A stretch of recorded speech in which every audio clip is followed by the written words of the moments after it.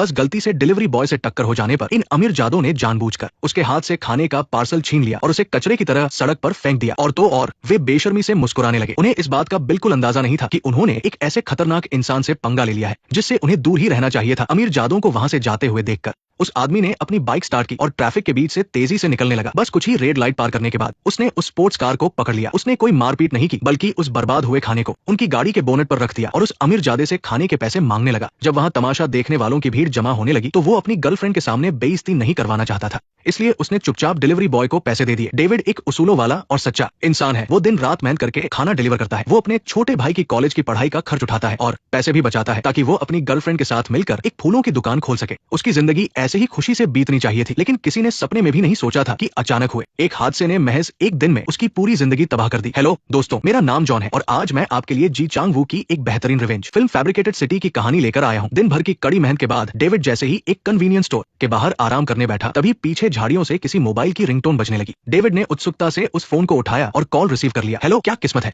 मेरा फोन खो गया था। आप अभी कहाँ हैं? मैं अभी यही हूँ। जी हाँ, मैं यही पास में हूँ। हाँ, माफ कीजिएगा, क्या आप मुझे उस जगह का रास्ता बता सकते हैं? मैं अभी थोड़ा काम में बिजी हूँ, वरना मैं इस फोन को यही कन्वीनियंस स्टोर के काउंटर पर रख देता हूँ। उस फोन के मालिक ने डेविड को एक तय जगह पर फोन पहुंचाने के लिए कुछ पैसों का लालच दिया। एक डिलीवरी बॉय के लिए ये एक बहुत बड़ी रकम थी, इसलिए उसने बिना कुछ सोचे समझे हाँ कर दी। डेविड ने पहले स्टोर पर जाकर अपने हाथ का कचरा डस्टबिन में फेंका और फिर बताए गए पते के अनुसार अपनी बाइक पर एक ऐसी सुनसान टनल के पास पहुंचा जहां कोई नहीं था। तभी फोन के मालिक का फिर से कॉल आया। हाँ जी, हेलो, क्या आप पहुंच गए? हेलो, जी हाँ, मैं पहुंच गया हूँ, मुझे आपकी आवाज आ रही है। उस औरत ने अनजान आदमी से मिलने में असहजता जताते हुए डेविड से उस फोन को टनल के अंदर बने एक टेलीफोन बॉक्स में रखने को कहा। पैसे भी उसी बॉक्स में रखे हुए थे। डेविड ने बिना कुछ सोचे अपने पैसे उठाए और टनल से बाहर जाने लगा, लेकिन तभी एक ट्रक ने अचानक से अपनी तेज हेडलाइट जलाई और तेजी से उसकी तरफ आने लगा, जिससे डेविड बस कुचले जाने से बाल बाल बचा। डेविड को लगा कि ये सिर्फ एक खोए हुए फोन को वापस करने की बात है, लेकिन उसे जरा भी अंदाजा नहीं था कि फोन उठाने के उसी पल से वो किसी की बिछाई हुई एक बहुत बड़ी साजिश का शिकार हो चुका था। अगले दिन डेविड अपने घर पर पौधों की कटाई कर रहा था। उसने एक फोटो खींची और उसे अपनी गर्लफ्रेंड को भेज दी। तभी अचानक किसी ने दरवाजा खटखटाया। डेविड दरवाजा खोलने ही वाला था कि सादे कपड़ों में पुलिस की एक टीम दरवाजा तोड़कर अंदर घुस आई और उसे जमीन पर दबोच लिया। पुलिस ने डेविड को हत्या और लाश के टुकड़े करने के इल्जाम में गिरफ्तार कर लिया। दरअसल कल रात पुलिस को उसी टनल के अंदर एक जवान लड़की की लाश मिली थी, जहां वो फोन वापस करने गया था। सारे सबूतों का इशारा यही था कि डेविड ही कातिल है। रातों रात डेविड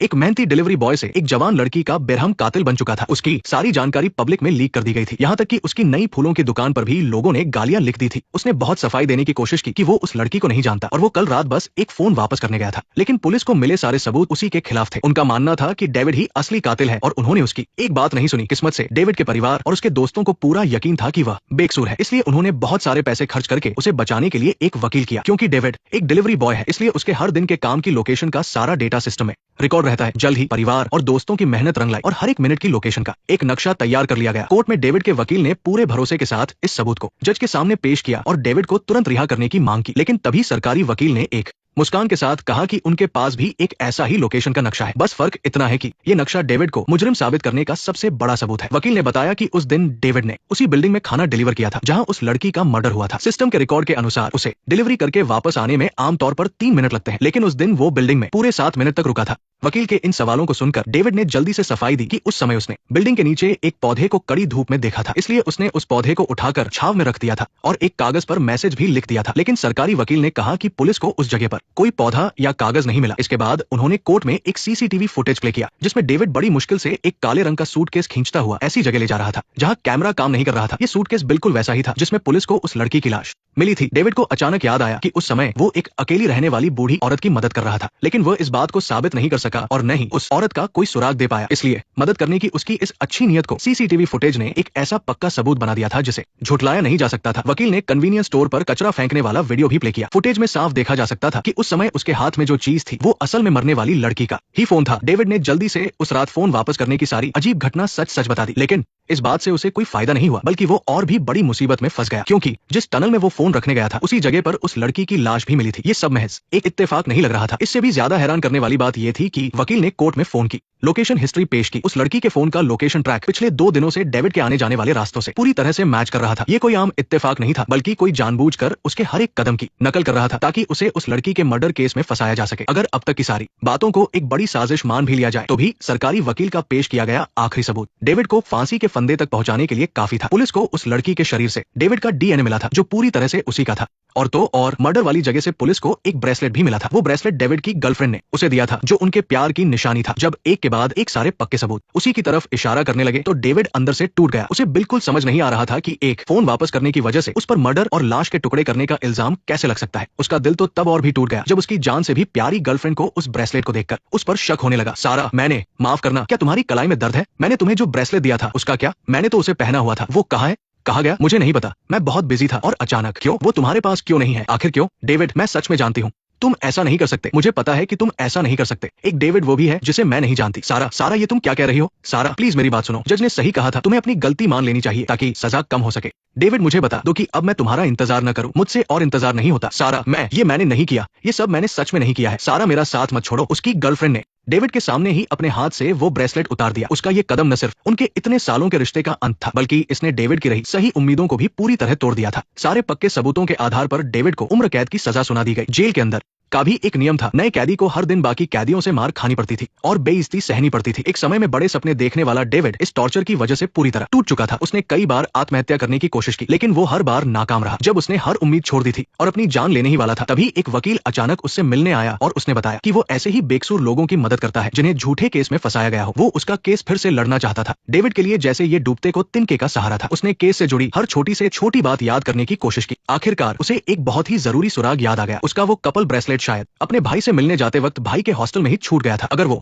ब्रेसलेट मिल जाए तो साबित हो जाएगा कि क्राइम सीन वाला ब्रेसलेट नकली है। लेकिन कुछ दिनों बाद वकील एक ऐसी खबर लाया जिसने उसे पूरी तरह तोड़कर रख दिया। इससे पहले कि वे ब्रेसलेट ढूंढने जाते डेविड के भाई ने अपने भाई के जेल जाने का सदमा बर्दाश्त न कर पाने की वजह से सुसाइड कर लिया। उसकी बेगुनाही साबित करने वाला इकलौता सबूत भी मिट गया और उसका इकलौता परिवार भी उसे हमेशा के लिए छोड़कर चला गया। डेविड पूरी तरह से टूट गया था। उसे अब जीने की कोई वजह नजर नहीं आ रही थी। आने वाले दिनों में वो एक बिना जान वाले पुतले की तरह हो गया। पूरे दिन सुन्न और खोया खोया सा रहता। उसे अपने आसपास किसी भी चीज से कोई मतलब नहीं था। जेल में एक पादरी को डेविड की इस हालत पर बहुत तरस आया और उसने उसकी मदद करने का फैसला किया। उसने उसे बुलाया, लो इसे खाकर देखो कैसा लगा। पादरी के समझाने पर डेविड में धीरे धीरे जीने की हिम्मत वापस आने लगी। उसने अब सुसाइड करने का ख्याल छोड़ दिया और अपने सारे दर्द और गुस्से को अपनी ताकत बना लिया। वो पागलों की तरह अपनी बॉडी बनाने लगा और कानून के साथ साथ कई और चीजें भी सीखने लगा। वो चुपचाप एक मौके का इंतजार कर रहा था, सच को सामने लाने और अपना बदला पूरा करने के मौके का। देखते ही देखते 5 साल बीत गए। डेविड ने पादरी की जगह ले ली थी और वो नए आए कैदियों को समझाता था। एक दिन एक कैदी ने डेविड से बात करते हुए अनजाने में अपनी कहानी बता दी। उसे भी बिल्कुल वैसे ही किसी अनजान इंसान का फोन मिला था। उसे भी बहुत सारे पैसे देने का वादा किया गया था और उसे भी फंसाकर कातिल बना दिया गया था। यहाँ तक कि जो वकील खुद आकर बेगुनाहों की मदद करने का दावा कर रहा था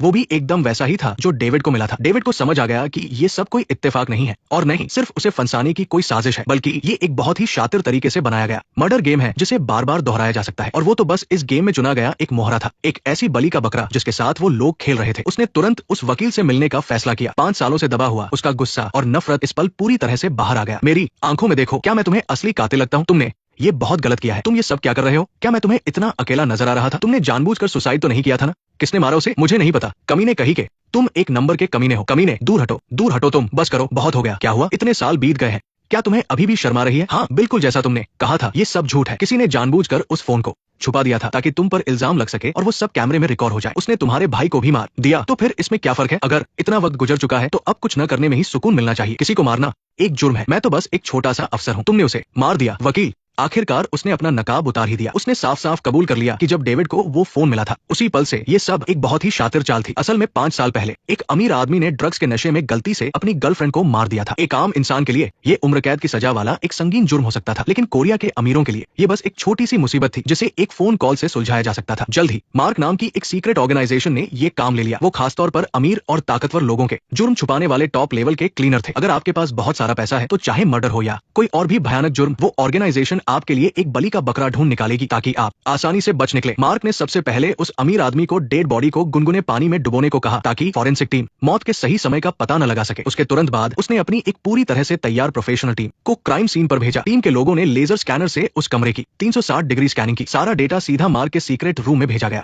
कंप्यूटर की एक बहुत बड़ी स्क्रीन पर क्राइम सीन का एकदम परफेक्ट मॉडल बन गया था। कोई भी छोटा सा सुराग उसकी नजरों से बच नहीं सकता था। ध्यान से देखने के बाद मार्क को किसी और को फंसाने का एक गजब का प्लान सूझा। उसने सीसीटीवी फुटेज देखी और पाया कि मर्डर के वक्त एक डिलीवरी बॉय 2 बार उस बिल्डिंग में आया था। उसके कपड़ों से लग रहा था कि वो एक आम इंसान है जिसके पास कोई पावर नहीं है। और ऐसे ही लोग बलि का बकरा बनने के लिए एकदम सही होते हैं। उस वक्त डेविड को इस बात का जरा भी अंदाजा नहीं था कि वो उनके लिए कटने वाला बकरा बन चुका है। प्लान शुरू करने से पहले मार्क ने कुछ लोगों को उस लड़की का फोन देकर चुपचाप डेविड का पीछा करने भेजा ताकि उसका सारा रूटीन और आदतें पता चल सके। फिर जब वो डिलीवरी के लिए निकला तो कुछ लोग छुपकर उसके घर में घुस गए और वहां से उसके बाल और फिंगरप्रिंट ले लिए। फिर हाईटेक प्रिंटिंग मशीन से डेविड के फिंगरप्रिंट सिलिकॉन ग्लव्स पर बनाए गए। फिर बड़ी चालाकी से उन निशानों को क्राइम सीन पर, हथियार और कमरे के हर कोने में छाप दिया गया। उन्होंने डेविड के जैसे जूते पहनकर वहां खून से सने पैरों के निशान भी बना दिए ताकि लगे कि वो मर्डर के बाद वहां से भागा था। लेकिन इतना ही काफी नहीं था। सबूतों को पूरी तरह से पुख्ता करने के लिए उसे एक और ठोस सबूत चाहिए था। सीसीटीवी से उसे पता चला कि डेविड की जल्द ही शादी होने वाली है और उसकी एक मंगेतर है। उन दोनों को साथ देखकर उसके दिमाग में एक बहुत ही घटिया प्लान आया। उसने तुरंत अपने लोगों को डेविड के घर के बाहर पड़ा कूड़ा लाने भेजा और उसमें उन्हें एक इस्तेमाल किया हुआ कंडोम मिल गया। सबसे एडवांस टेक्नोलॉजी की मदद से डेविड का डीएनए निकाला गया और फिर एक इंजेक्शन से उसे डेड बॉडी के अंदर डाल दिया गया।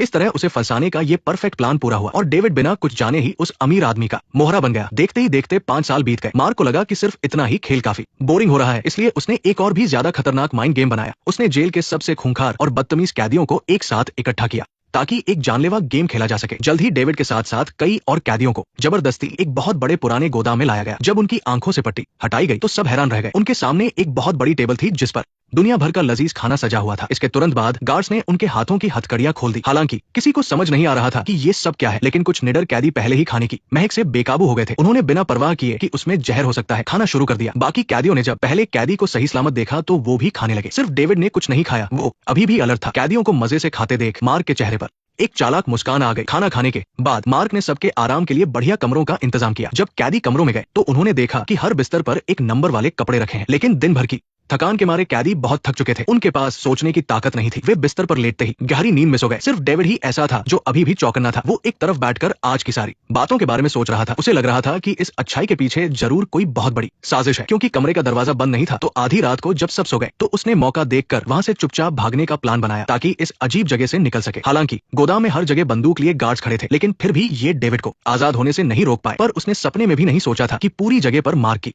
कड़ी नजर थी। वो थोड़ा ही आगे गया था कि मार्क ने उसे देख लिया। डेविड को मजबूरी में हाथ उठाकर हार माननी पड़ी। कार के हॉर्न की आवाज की तरफ जाते हुए डेविड की मुलाकात मार्क से हुई। ये उन दोनों की पहली मुलाकात थी। तुम कहाँ जा रहे हो? इधर आओ, ऐसा मत करो, मैंने तुम्हारी बहुत मदद की है। बैठो, मैं तुम्हें हॉस्टल तक छोड़ दूंगा। नहीं, तुम हम सबको यहाँ क्यों लेकर आओ? इसका क्या कारण है? क्या कोई खास वजह है? हम लोग यहाँ आ चुके हैं, अब आगे क्या करना है वो ज्यादा जरूरी है। मुझे याद है, लेकिन मुझे वो चीज ढूंढनी ही होगी। बहुत जल्द एक गेम होने वाला है। गेम? वहाँ पर हमारा नंबर है। तुम्हें बस अपनी पूरी कोशिश करनी है। जीतने वाले के लिए हमने एक बहुत ही खास तोहफा रखा है। तुम भी जानना चाहते हो ना? नहीं, वैसे भी ये सब बातें करना बहुत ही बोरिंग है, लेकिन अब मुझे थोड़ा शक हो रहा है कि क्या ये लोग सच में बहुत खास है। हाँ, यहाँ मौजूद सभी लोग बहुत खास है। डेविड को नहीं पता था कि मार्क किस गेम की बात कर रहा है, लेकिन उसे ये अच्छे से पता था कि ये गेम इतना आसान नहीं होने वाला है। अगले दिन सभी कैदियों को एक बहुत बड़े खाली मैदान में लाया गया और वहाँ बीच में स्टेज पर खड़ा आदमी कोई और नहीं बल्कि मार्क ही था। क्या मोटर एरिना? मुझे पहले ही परमिशन मिल गई है। ये क्या छुप छुप कर रहे हो? तुम्हें क्या लगता है हम तुम्हें पसंद करेंगे? जबरदस्ती घुसकर खाना खाओगे? कमीने कही के, क्या तुम सब पर केस होना चाहिए? निकलो यहाँ से, चलो चले।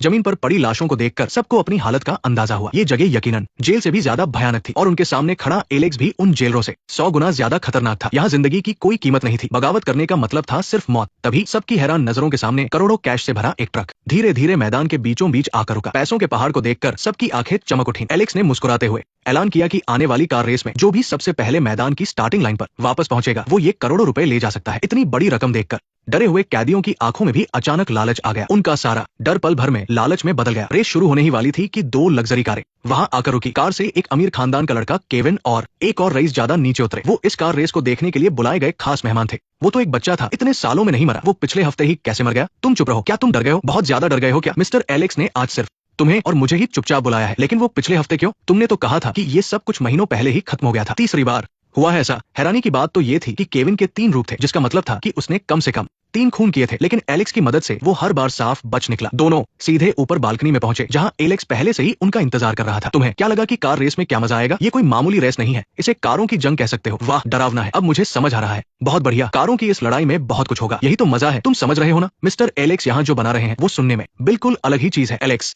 ने इस रेसिंग गेम का नाम डॉग फाइट रखा था। उसकी नजरों में ये कैदी बस उनके मजे के लिए शिकारी कुत्ते थे। हर कुत्ते को किस्मत के भरोसे एक रेस कार दे दी जाती और फिर शुरू होती रेस। इस रेस का सिर्फ एक ही नियम था, आगे निकलने के लिए आप किसी पर भी हमला कर सकते हैं, यहाँ तक कि किसी की जान लेना भी पूरी तरह से जायज था। एलेक्स को पूरा यकीन था कि ऐसी बेरहम और खूनी रेस लोगों को बहुत पसंद आएगी और उसने पहले ही डार्क वेब पर सट्टेबाजी का एक बढ़िया सिस्टम भी बना लिया था। बस ये गेम एक बार सही से सेट हो जाए, उसे पक्का भरोसा था कि दुनिया भर के अमीर लोग इस पर पैसा लगाएंगे और वो इस पागलपन वाले गेम से करोड़ों कमा सकता था। उसे दूसरों की जिंदगी और मौत से खेलने में बड़ा मजा आता था। रेस शुरू होने में 2 घंटे से भी कम का वक्त बचा था। कुछ कैदियों को मालूम था कि वो ये रेस नहीं जीत सकते, इसलिए उन्होंने एक शॉर्टकट चुना। उसने अपना दिमाग लगाया और रेस के मैनेजर को ढूंढ निकाला और कहा कि वो इस रेस में उनका खबरी बनने को तैयार है और बाकी कैदियों की पल पल की खबर देगा। बॉस भी बहुत खुश हुआ, मैं भी बहुत खुश हूँ। मुझे लगा था कि तुम इस तरह के गेम से पैसे बनाने में माहिर होगे। मेरा अपना एक अलग लेवल है, रिस्क लेकर पैसे कमाना एक अलग बात है। वैसे बॉस की तरह इतने बड़े लेवल पर काम करना कोई आसान बात नहीं है। मेरा लेवल इतना बड़ा नहीं है। तुम हमेशा इतने डरावने क्यों रहते हो? इतने बड़े कारखाने को अम्यूजमेंट पार्क बना दिया। तुम्हारे पास इतने सारे साधन है। ये पूरे देश की सबसे बड़ी फैक्ट्री है, स्टील फैक्ट्री। तुम सच में बहुत दयालु हो। जुए का ये खेल। दरअसल एलेक्स ने पहले ही इन सब कैदियों की पूरी कुंडली निकाल ली थी। टैटू वाले आदमी ने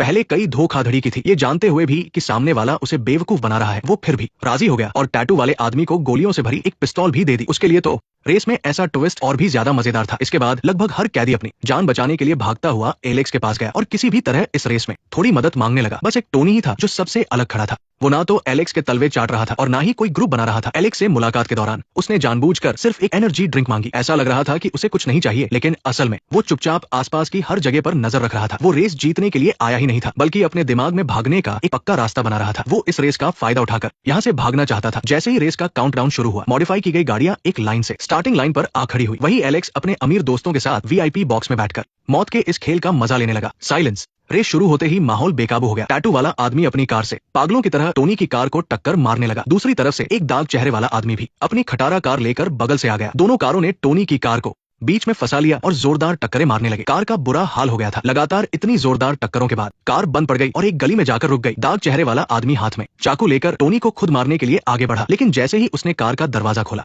सब हैरान रह गए। ड्राइविंग सीट पर टोनी नहीं, बल्कि उसी दाग चेहरे वाले आदमी का एक साथी बैठा था। दरअसल रेस शुरू होने से पहले ही टोनी को समझ आ गया था कि सब उसे निशाना बनाएंगे, इसलिए उसने चुपचाप एक दूसरे कैदी के साथ अपनी कार बदल ली थी। जब वो सब आपस में लड़ रहे थे, तब टोनी अपनी कार को रेस ट्रैक से हटाकर फैक्ट्री के अंदरूनी हिस्से की तरफ तेजी से ले गया। जब एलेक्स ने स्क्रीन पर देखा कि उसे बेवकूफ बनाया गया है, तो उसने तुरंत अनाउंसमेंट करके रेस के नियम बदल दिए। जो कोई भी टोनी को मारेगा, उसकी इनामी रकम बढ़ाकर करोड़ों रुपए कर दी जाएगी। अब नियम बदल गए हैं। जो कैदी पहले आपस में लड़ रहे थे, उन्होंने तुरंत अपना निशाना टोनी को बना लिया और अपनी गाड़ियां फैक्ट्री के अंदर की तरफ दौड़ा दी। टोनी एक बाइक पर बैठकर गलियों में से ऐसे निकल रहा था जैसे कोई काले रंग की बिजली हो। उसकी स्पीड बहुत तेज थी। टैटू वाले आदमी ने पीछे से टोनी पर गोलियां चला दी, जो उसके कान के पास से सनसनाती हुई निकल गई। अपनी बाइक को फुर्ती से घुमाकर टोनी ने एक चेन से बंधे गैस सिलेंडर को जोर से टैटू वाले आदमी की कार पर दे मारा। कार बेकाबू होकर कई पलटी खाती हुई ट्रैक पर जा गिरी। बालकनी में बैठे रईस ये सब देखकर बहुत मजे ले रहे थे। उन्हें यकीन हो गया था कि ये रेस सुपरहिट होगी। दूसरी तरफ दाग चेहरे वाले आदमी ने चाकू निकाला और टोनी से लड़ने लगा, लेकिन वो टोनी के आगे कहीं नहीं टिकता था। 2-3 मुक्कों में ही वो जमीन पर गिर पड़ा। टोनी को